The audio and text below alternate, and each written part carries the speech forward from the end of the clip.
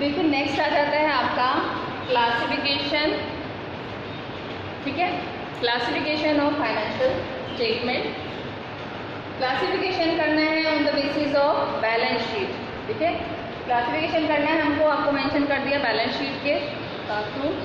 First है आपका current ratio और working capital ratio.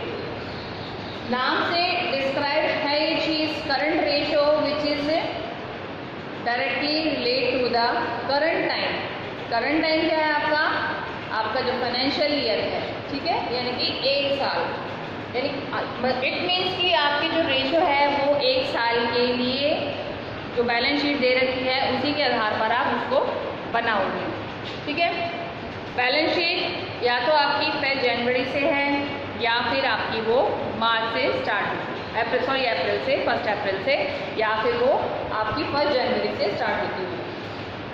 Current ratio और वर्किंग कैपिटल क्या चीज़ है कि जितनी जल्दी हमारी एसेट्स से हम अपनी लायबिलिटीज़ का भुगतान कर देंगे वही आपकी करंट रेशो है, कि हाउ फार आपकी जो वर्किंग कैपिटल है उससे आप कितना आपकी जो देनदारियाँ हैं वो आप पे कर दोगे लायबिलिटीज़ को, ठीक है।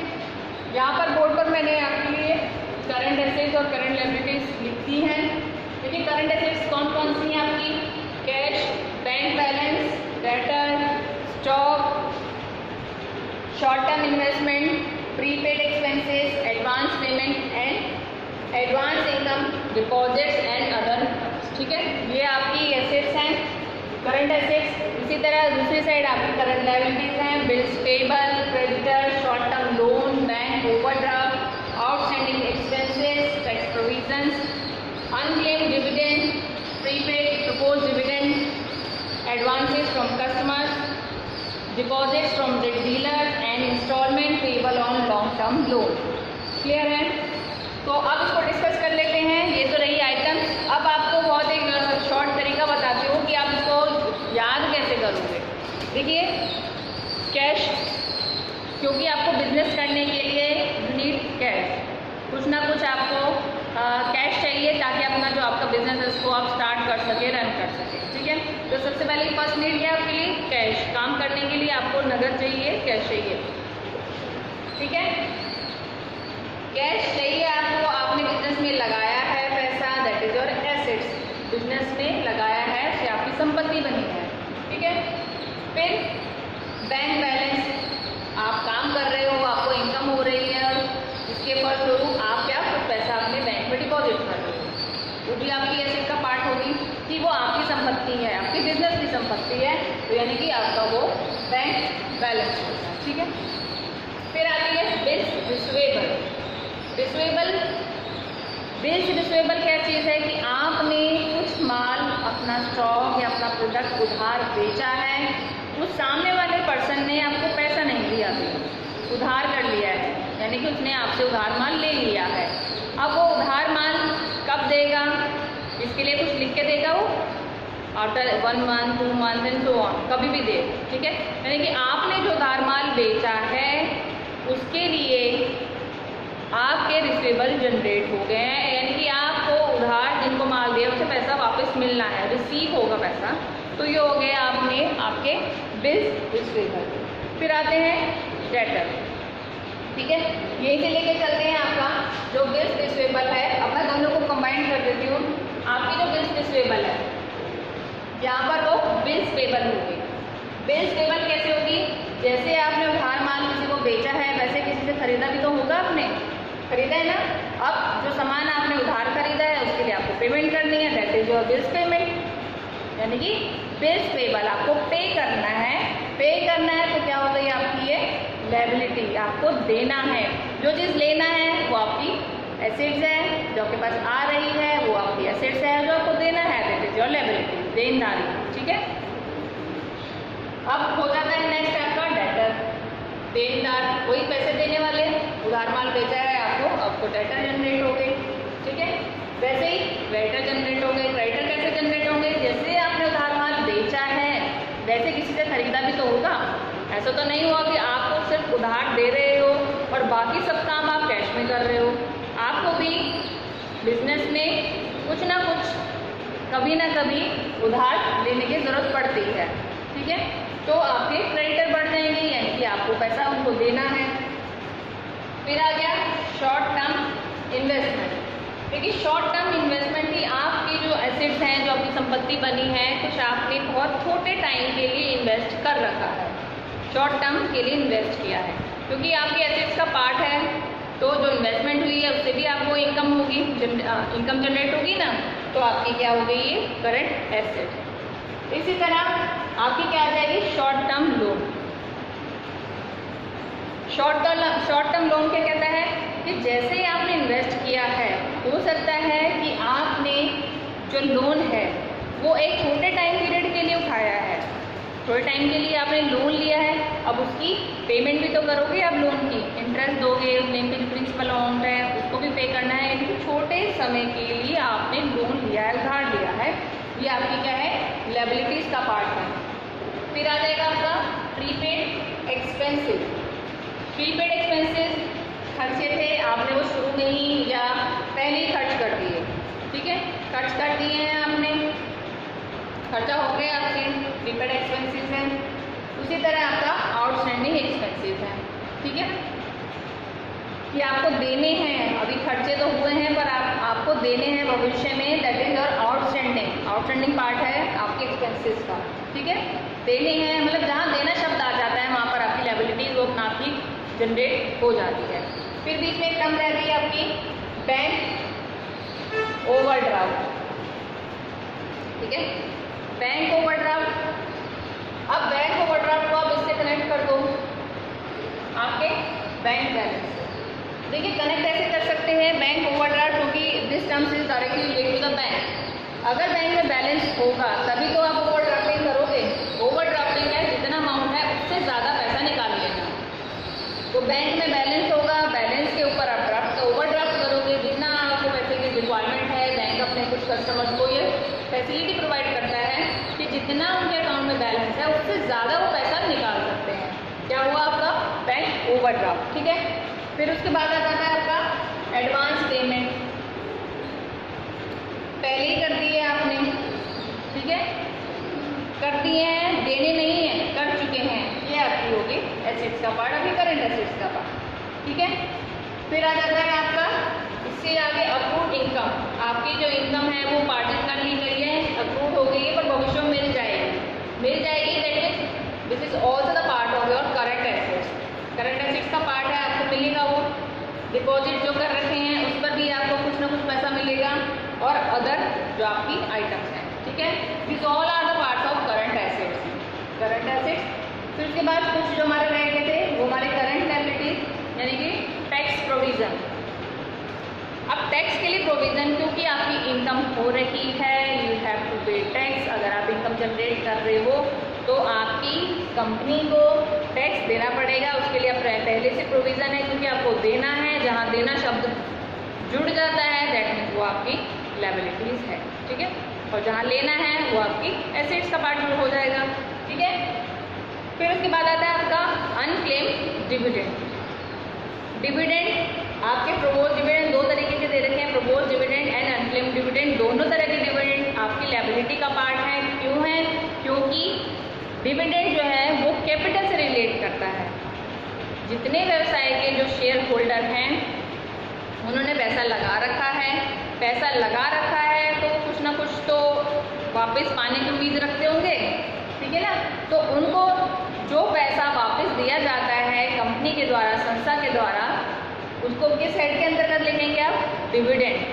कि मान के चलो मैंने एक बिजनेस में 1 लाख रुपए लगा रखे हैं, तो कुछ सोच के तो लगाए होंगे मैंने कि मुझे कितना पैसा मिलेगा इस 1 लाख रुपए लगाने के बाद में, क्या मुझे 10,000 रुपये मिल रहे 1 साल के, ठीक है। तो कुछ रेट दिया होता है, उस रेट के आधार पर ही आप डिविडेंड निकालोगे। जैसे प्रेफरेंस शेयर होल्डर है, उनके नाम के आगे स्पेशली मेंशन किया होता है 6%, 8%, यानी कि उतनी कैपिटल पर उनको उस परसेंटेज से, उस रेट से डिविडेंड मिलेगा। यहाँ पर वो डिविडेंड लिखा जाता है आपके लायबिलिटीज़ में कि कितना परसेंटेज, वो स्पेशली मेंशन कर देते हैं प्रेफरेंस होल्डर को कि उनके ना, जब आप बैलेंस शीट में लिखते हो 8% प्रेफरेंस शेयर होल्डर, तो यानी कि उन्हें प्रेफरेंस शेयर होल्डर जो हैं, जितने भी आपके प्रेफरेंस में शेयर होल्डर हैं उनको 8% की रेट से डिविडेंड मिल जाए। ठीक है, फिर है एडवांसेस फ्रॉम कस्टमर्स। सिंपल है, आपको मिल गया है, कस्टमर से पहले ही आपको एडवांस मिल चुका है, देना पड़ेगा।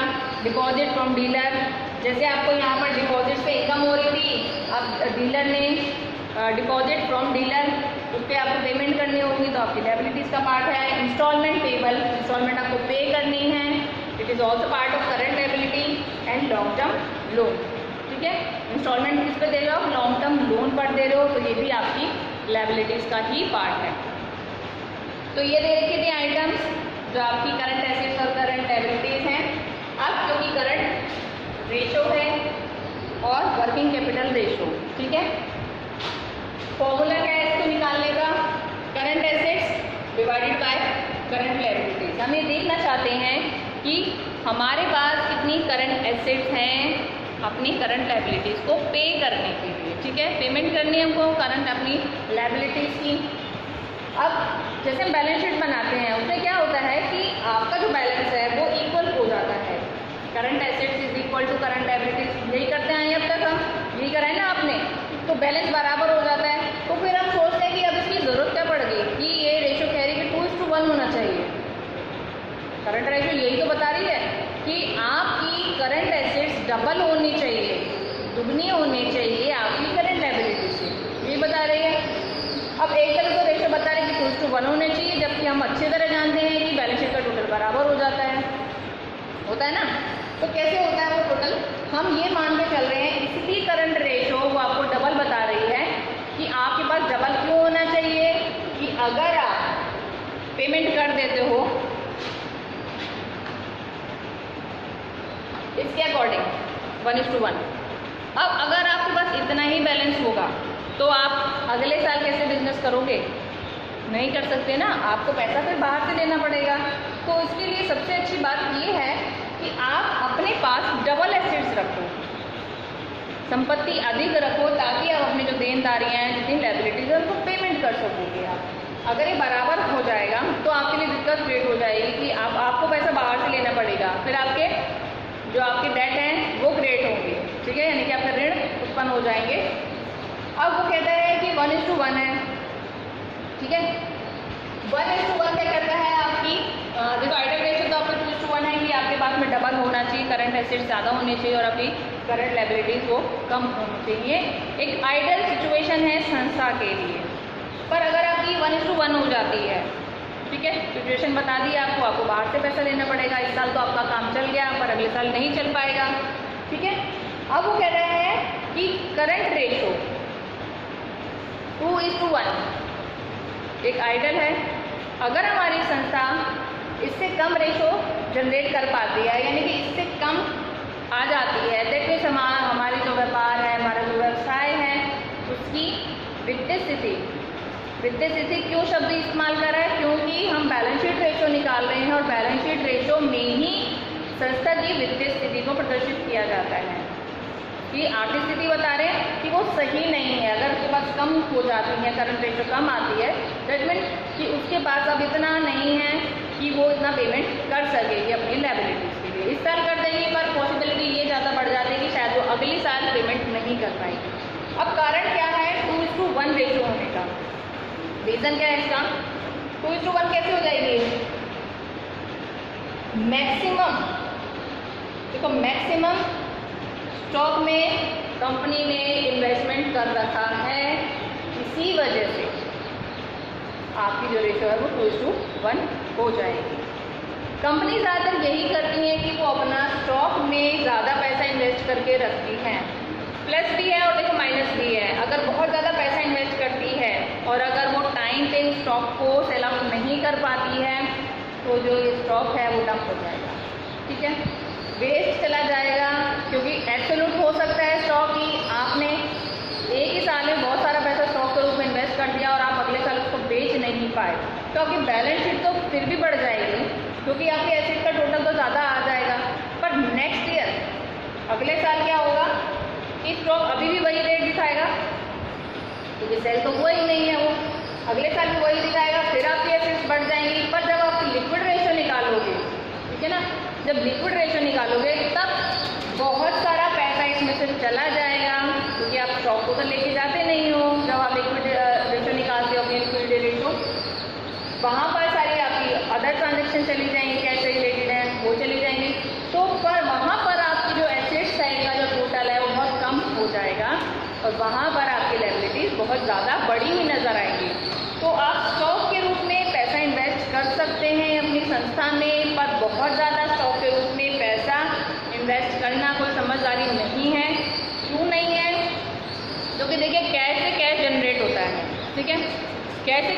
जाएगा। अगर कैश जनरेट नहीं होता है तो इस पैसे को आप स्टॉक में ना लगाकर अगर किसी और जगह इन्वेस्ट कर देते तो आपको रेवेन्यू होता कि नहीं होता, इनकम होती ना आपको।